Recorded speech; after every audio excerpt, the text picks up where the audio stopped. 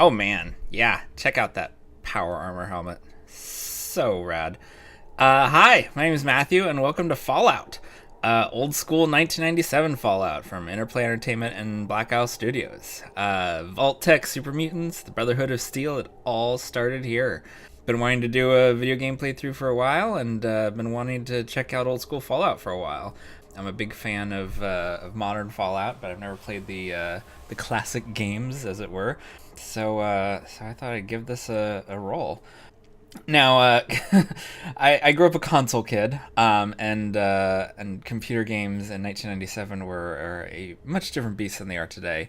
You know, most games today are pretty streamlined and have virtually no documentation at all. Instead, they have, helpful little on-screen prompts like press X to run. This game, on the other hand, comes with a 121-page instruction manual, and the game assumes you have read and absorbed every page before you start up a new save file. I have done so, more or less, and I've got it here on my iPad for handy reference. And I've designed my character build in advance. But even so, I'm sure this type of game will take a little getting used to for a console kid like me. There will be a certain amount of flailing about, I suspect. Fortunately for you, this is not a live stream, and I can edit around most of the flailing, unless it's funny, and then I'll leave it in.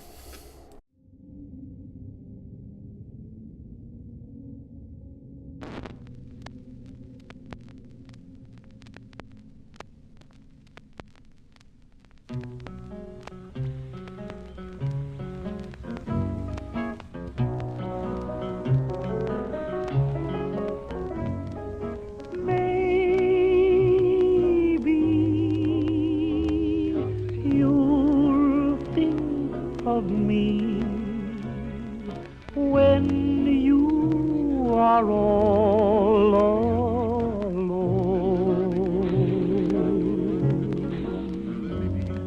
Maybe the one who is waiting for you will prove untrue. Then what will you do? Maybe you'll sit and sigh, wishing that I were near. Then maybe.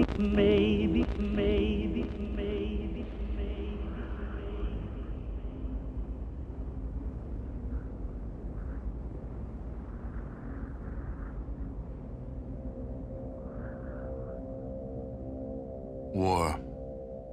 War never changes. The Romans waged war to gather slaves and wealth.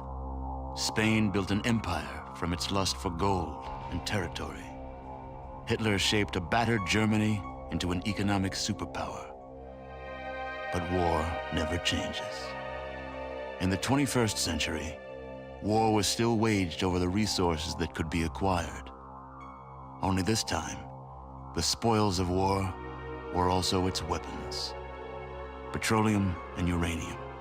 For these resources, China would invade Alaska, the US would annex Canada, and the European Commonwealth would dissolve into quarreling, bickering nation-states bent on controlling the last remaining resources on Earth. In 2077, the storm of World War had come again. In 2 brief hours, most of the planet was reduced to cinders.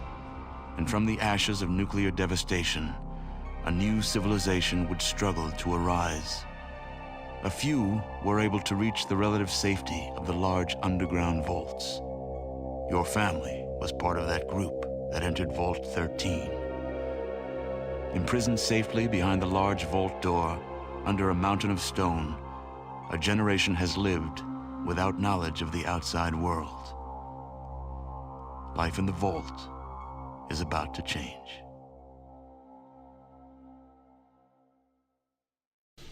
Okay, so this is the character creation screen. There's a lot going on here, but it's actually pretty similar to how you build your character in Fallout 3 and New Vegas. Like with the modern games, you build your character off the special model, which represents the character's statistic strength. perception, endurance, charisma, intelligence, agility, and luck. These stats all govern various aspects of your character, like how many hit points they have, how many dialogue options they get, how much they can carry, that kind of stuff. You can see that reflected here. They also affect what level your various skills start off at. You can see the skills here.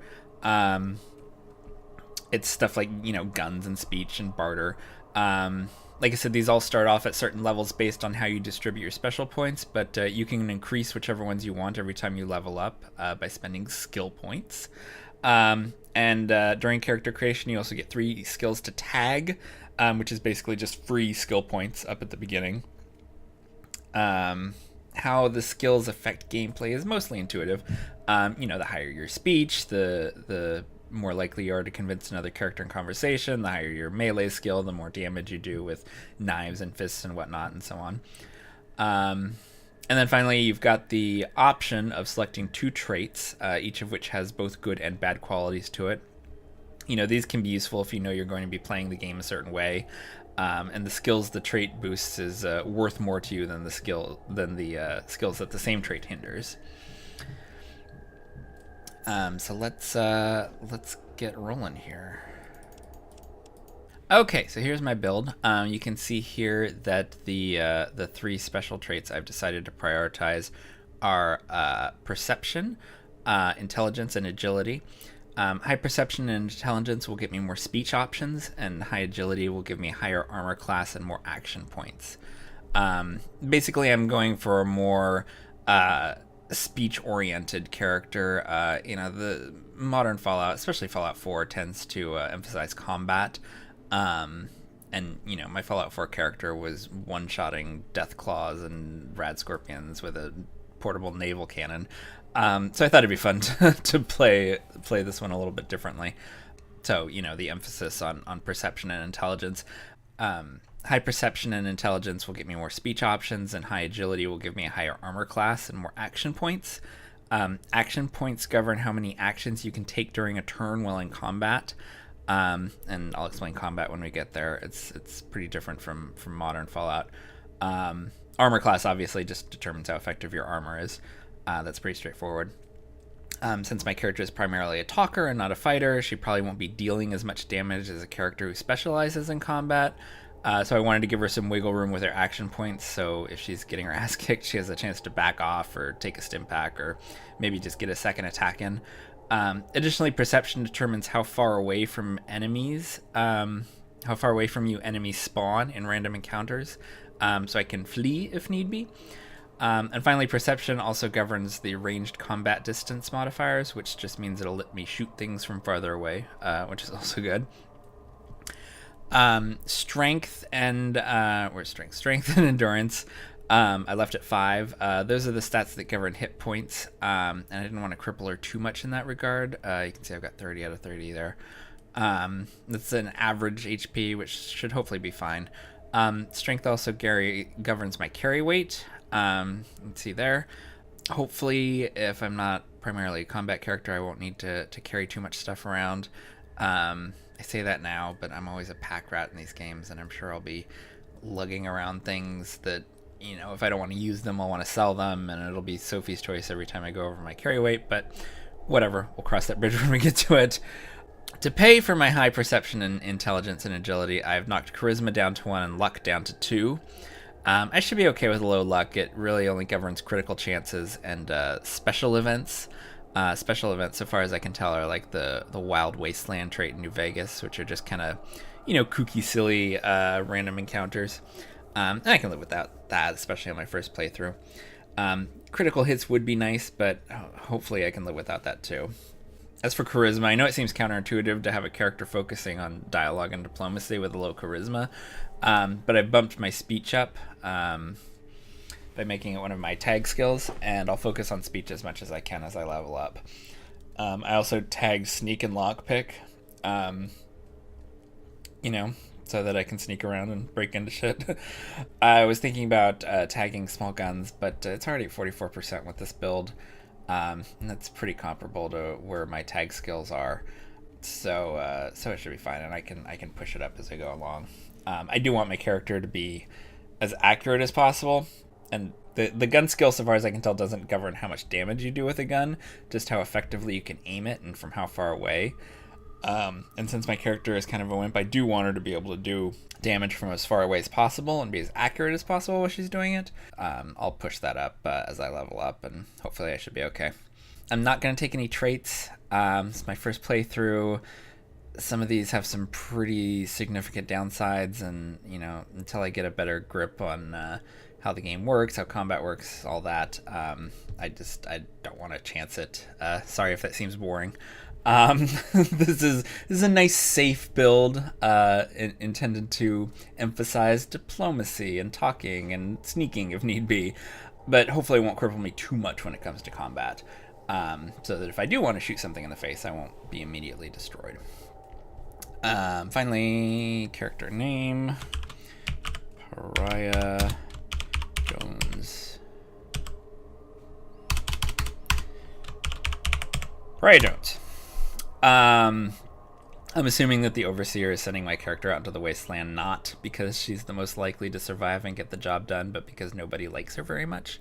In fact, I'm betting there's actually nothing wrong with the water chip at all, and the Overseer is just trying to get rid of her.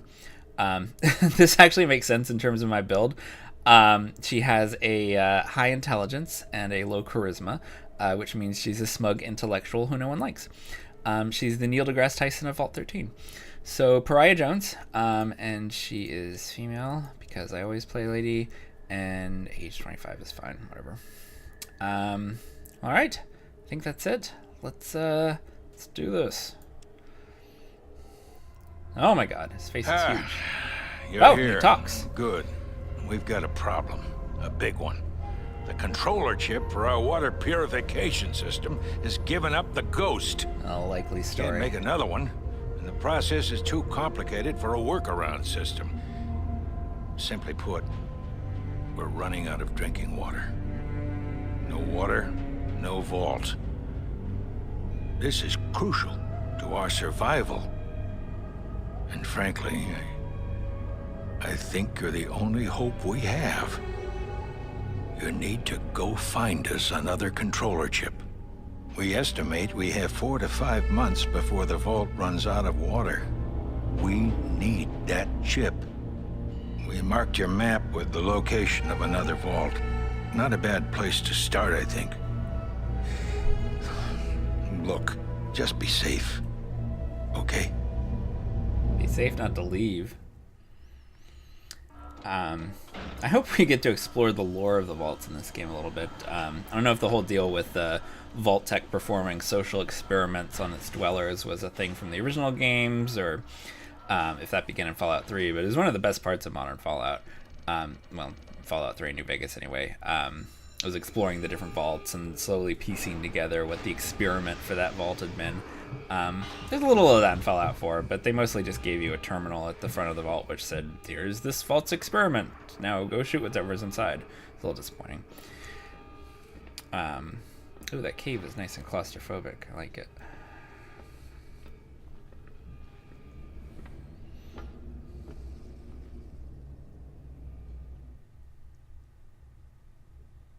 Okay, so here we are. So the way Fallout works is you've got two distinct states. There's just moving around, which you can do as you please. And then there's combat. I'll explain combat when we get there, but for now we can move around and do stuff at will, just like in modern Fallout. Take a look at this skeleton. Or search the skeleton, I guess. Okay, so he's got some bullets, which I will take. He's got a knife, which I will take, because why not? So how do you...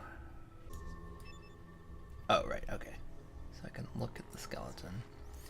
You see Ed. Ed's dead. Well, that's great. You know what? This is bullshit. I want back in. The computer does not recognize your access code. You know, this whole conspiracy theory about being kicked out because nobody likes me is looking more and more realistic. Fine, I'll go out into the wasteland. It'll serve you all right when I die. Okay, so once the rat spots us, we go into combat. When you enter combat, a few things happen. One, the game becomes turn-based, which means that everything that's involved in the combat, you, your enemies, and any allies you might have, take turns in a sequence that's determined by how high everyone's perception is. Two, action points become a thing. They're represented by these dots here, these green dots here. In modern Fallout, action points are used primarily for VATs, but you could still engage in combat without ever going into VATs or using a single action point if you wanted to. Here, the number of action points you have determines basically how many actions you get to take during a turn. Moving, attacking, even opening your inventory all take action points. How many depends on what you're doing. And you get so few action points, at least compared with modern Fallout, that you have to be very strategic about how you use them. And I don't... See, I should have gotten my gun out, or my knife out. Because now I have to use action points to take it out. But then I can swing at the rat, and he's dead. So, no big deal. I could probably just sneak by all these rats, but, you know, I'm going to clear them out for some relatively low-risk XP. Can I get out of combat? Okay, yeah. For crushing your enemies, you earn 25 experience points. Great.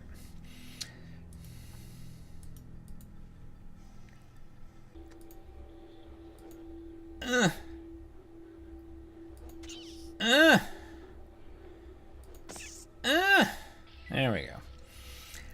One of the reasons I'm so excited to play this game is I know virtually nothing about it. I can't seem to help spoiling myself on games these days. And so I knew a lot of what was coming in Fallout 4 and New Vegas before it happened. But I know next to nothing about Fallout. And what I do know is mostly just references from Fallout 3 and New Vegas. I know there's a vague 2-act structure. Come here. Yeah, come here. I know there's a vague 2-act structure. And the first act has something to do, is, you know, mostly concerned with this water chip business. I'm out of range.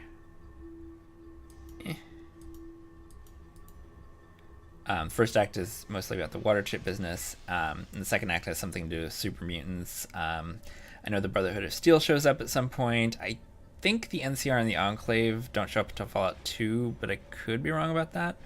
But yeah, I mean, other than that, I pretty much flying blind, which is a nice change of pace for me, honestly. Okay, so by right-clicking on the weapon, when you select it, you can change what you're doing. You can swing, and go into what's essentially VATs, and you know, target different parts of the body. Or you can thrust. And that one's dead, but I can thrust on the next one, so that's cool. So yeah, so I can thrust. I don't know if that makes any difference. Oh, but he's dead. Okay, and so thrusting and swinging take the same number of action points, 3. But when you go into targeted mode, it takes 4 action points. So, like, I can thrust at this rat's groin. And I hit him for 1 hit point. Go again! Stab that groin. That didn't work out so well. I can't tell if swinging does more damage, or if thrusting does more damage, or if one of them is more accurate than the other. I think thrusting might be a little more accurate, just based on this nonsense. There we go. Okay, where was I supposed to... Oh, down here.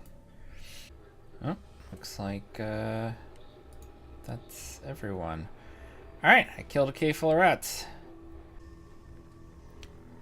And out into the wilderness we go. Okay, I think we'll call that the end of part 1. I'm not sure how long this will wind up being, but between the character creation and learning the game mechanics, I think we've got enough for today. I'm going to try and put these out weekly, so be sure and subscribe and keep an eye out for part 2 coming next week, when we will travel into the great wide beyond and hopefully find some people and a water chip and who knows what else. Adventure. We will find adventure. This is fun. I'm enjoying this. Hopefully you are enjoying it as well. This is very different Fallout from what I know, but it's fun. I like it. So yeah, come back next week for more Fallout. For Charisma Explains It All, I am Matthew. Have a good day.